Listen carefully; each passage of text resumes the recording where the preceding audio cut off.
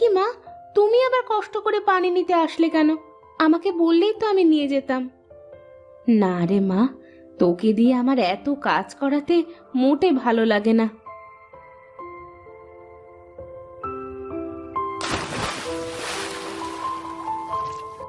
মা, আমার তো কাজ করতে কোনো কষ্ট হয় না, তুমি খালি খালি এমনটা ভাবো। আমি সবই বুঝি রে মা, তুই কত ভালো। আর তোর বোন দুটো হয়েছে বদের হাড্ডি। বাড়িতে এক কুড়ো কাজ করে দেওয়ার কোনো নাম নেই, সারাক্ষণ দুজনে ঝগড়াঝাটি করতে থাকে।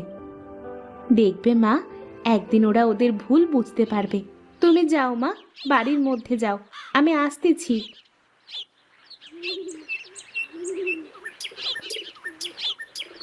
আমার বন্ধুটো কবে যে ওদের ভুল বুঝতে পারবে, কবে যে ওরা ঝগড়াঝাটি বাদ দিয়ে মিলেমিশে থাকবে।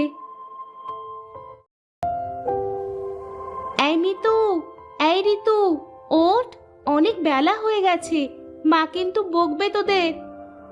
রোজ রোজ সকালে তোর কি কোনো কাজ থাকে না? দিলি তো এত সুন্দর ঘুমটা নষ্ট করে।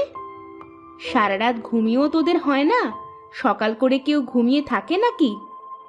ও কি করে বুঝবে শহরের মানুষের লাইফস্টাইল? ও কি কখনো শহরে গেছে না থেকেছে? আমারও তো জানা লাগবে না, তবে গ্রামে থাকলে গ্রামের মানুষের মতোই থাকতে হবে। সকাল সকাল জ্ঞান দিস না তো, তুই তোর কাজে যা। হ্যাঁ, আমার তো অনেক কাজ, ব্যাস তোদের ডাকতে আসলাম, এখন আমি যাই।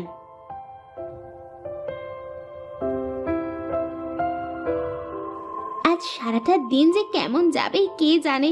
ঘুম থেকে উঠেই ওই অপয়ার মুখ দেখতে হলো। তার বলতে, এখন যেহেতু ঘুমটা ভেঙেই গেছে, চল গিয়ে হাত মুখ ধুয়ে কয়টা খেয়ে নি। তুই এত খাওয়া খাওয়া করিস কেন রে?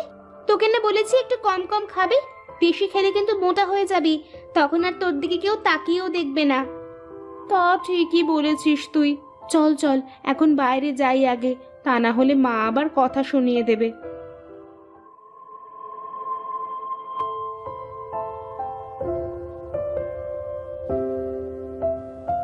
এভাবে বেলা করে শুয়ে থাকলে যে শরীর খারাপ করবে।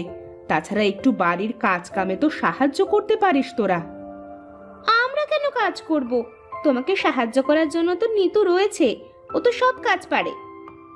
নিতু তো সব কাজ পারে, আমাকে ঘরের কাজে সাহায্য করে, কিন্তু তোরা তোরা তো শুধু বসে বসে খাস আর রূপচর্চা করিস। শোনো মা, বাইরে ধুলোবালির ভিতরে কাজ করলে আমাদের চেহারা নষ্ট হয়ে যাবে, আর রান্নার কাছে তো যেতেই পারবো না। বলি, কাজ কাম না শিখলে বিয়ের পরে শ্বশুর বাড়িতে গিয়ে কথা শুনতে হবে যে। কি যে বলো মা, আমাদের কি আর যে সে ঘরে বিয়ে হবে?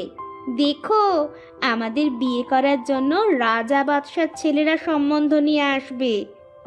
হ্যাঁ মা, আর 4-5টা কাজের লোক থাকবে, আমাদের কোনো কাজ করতে হবে না। তোদের এই অহংকারের কারণেই না তোদের কপালে কষ্ট চলে আসে। বাজে বকো না তো মা, এখন খাচ্ছি, একটু শান্তিতে দুমুঠ খেতে দাও তো। আহ মা, এখন এসব কথা না বললে কি তোমার হতো না?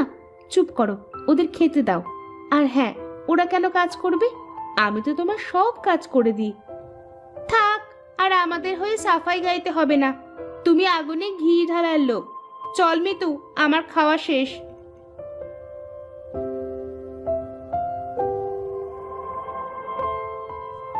কি খবর দাদা? দিনকাল কেমন চলছে তোমার? আর দিনকাল, বাড়িতে কোনো মেয়ে মানুষ নেই। ছেলেটা শুধু বোঁ বোঁ করে ঘুরে বেড়ায়, কাজ কামে মন নেই এক ফোঁটা। আমার এত বড় ব্যবসা সামলাবে তা না, বন্ধু বান্ধব নিয়ে খালি আড্ডাবাজি করে বেড়ায়, হতচ্ছাড়া। তা ধরে পারে একটা বিয়ে দিয়ে দাও না কেন? বিয়ে তো আর আমি করব না, বিয়ে করবে ছেলে। তা ও যদি রাজি না হয়, তাহলে আমি আর কিভাবে বিয়ে দেব? ও আচ্ছা, তাহলে এই ব্যাপার। আচ্ছা বিনোদ, তোর মেয়েরা বড় হয়ে গেছে না? হ্যাঁ, ওই আর কি, বড় হয়েছে। কিন্তু কেন? এ, আমি কালকে তোদের বাড়িতে যাব, হলে তোর মেয়ের সাথে আমার ছেলেটার বিয়ে দিয়ে দেব। বেশ বেশ, এ তো খুবই ভালো কথা দাদা। তাহলে তুমি কালকেই একবার আসো আমাদের বাড়িতে, কেমন? ঠিক আছে, ঠিক আছে। হ্যাঁ, কালকে অবশ্যই যাব, কেমন? হ্যাঁ, এখন তাহলে আমি উঠি। আমার আবার একটু গঞ্জে যেতে হবে।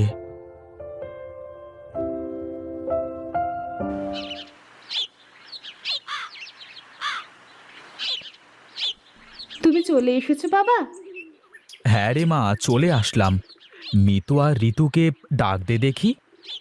তুমি দাঁড়াও, আমি এক্ষুনি ডেকে আনছি। কি গো, তুমি ব্যাগের ভিতরে করে কি নিয়ে আসলে? কি আর নিয়ে আসবো, মেয়েদের জন্য কিছু নিয়ে আসলাম। তুমি আমাদের ডেকেছো বাবা? হ্যাঁ রে মা, এই দেখ আমি তোদের জন্য কি নিয়ে এসেছি। বাহ, খুব সুন্দর চুড়ি বাবা, তুমি অনেক ভালো। চল চল, ঘরে গিয়ে চুড়িগুলো পরে দেখি কেমন লাগে। কি গো, তুমি দুই মেয়ের জন্য চুড়ি আনলে আর নিতুর জন্য কিছুই আনলে না? কে বলেছে তোমাকে যে আমার নিতু মায়ের জন্য কিছুই আনিনি? আমার নিতু মা তো ওদের মতো সাজুগুজু নিয়ে পাগল না। তাই আমি ওর চুল বাঁধার জন্য সুন্দর লাল ফিতা নিয়ে এসেছি। কই কই দেখি বাবা। যা মা, ঘরে গিয়ে ফিতা দিয়ে চুলগুলো বেঁধে নে, দেখি কেমন লাগে। দেখ তো নিতু, আমাকে দেখতে কেমন লাগছে? বাহ, খুব সুন্দর লাগতেছে। আর আমাকে? দুজনকেই খুব সুন্দর লাগতেছে। তোরা তো এমনিতেই দেখতে অনেক সুন্দর, এই চুড়িগুলো পরে তোদের আরো বেশি সুন্দর লাগতেছে। বাহ, তোর হাতের ফিতাটা তো খুব সুন্দর, তোর জন্য এনেছে বুঝি? হ্যাঁ রে, বাবা আমার চুল বাঁধার জন্য এই ফিতেটা এনে দিয়েছে। তুই তো আর আমাদের মতো এত সুন্দরী না যে বাবা তোকে আমাদের মতো সাজার জিনিস কিনে এনে দেবে। আমারও তো সাজার শখও নেই। বল যে তুই আমাদের মতো সুন্দর না তাই সাজিস না, আমাদের মতো সুন্দর হলে তো তুইও সাজদি। তোদের সাথে এই বাজে প্যাচাল পাড়াতে আমার আর ইচ্ছে হচ্ছে না। তোরা থাক, আমি গেলাম। ফিতেটা দিয়ে চুলগুলো বেঁধে যা, তা না হলে তো বাবা কষ্ট পাবে।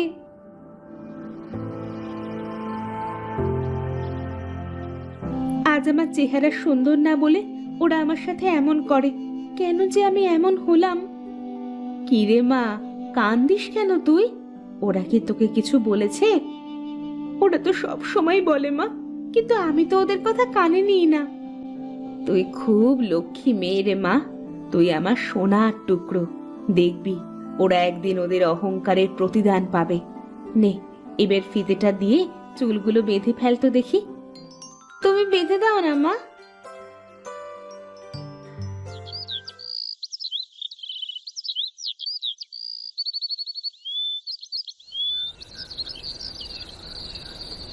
কিরে নিতু, নিবি নাকি একটু ক্রিম মুখে?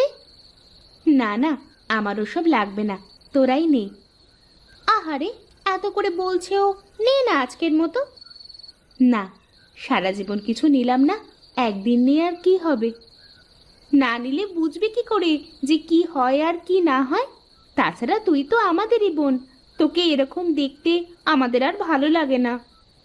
এত করে যখন বলছিস, তাহলে ঠিক আছে, আজকে একটু নিয়েই দেখি। আমার অনেক ঘুম পাচ্ছে রে, এখন শুয়ে পড়ি।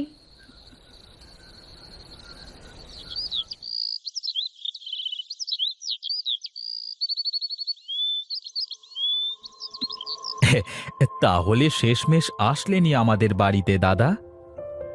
কি আর করব, যে করি হোক ছেলেটাকে এবার বিয়ে দিতেই হবে। চাটা কেমন হয়েছে দাদা? হুম, খুব সুন্দর হয়েছে। কতদিন এরকম চা খাইনে। সেই যে গিন্নি চলে গেল, তারপর থেকে বাড়িটা কেমন যেন ফাঁকা ফাঁকা লাগে। গিন্নি, যাও যাও, তুমি ঘরের ভেতরে গিয়ে মেয়েদের নিয়ে আসো। হ্যাঁ হ্যাঁ, আমি এক্ষুনি যাচ্ছি।